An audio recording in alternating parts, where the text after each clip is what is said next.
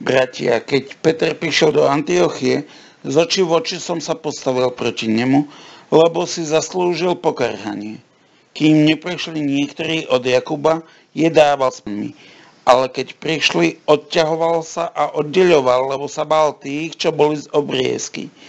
A s ním sa pretvarovali aj ostatní Židia, takže sa dal aj Barnabáš strhnúť ich pokrytectvom. Keď som videl, že nepostupujú priamo podľa pravdy Evanielia, povedal som Petrovi pred všetkými: keď ty Žid žiješ pohansky a nie po židovsky, ako to, že núčiš pohanov žiť po židovsky? My sme prirodzenosťou Židia, nie hriešni pohania, a vieme, že človek nie je ospravedlnený zo skutkov podľa zákona, ale iba skrze vieru v Ježiša Krista.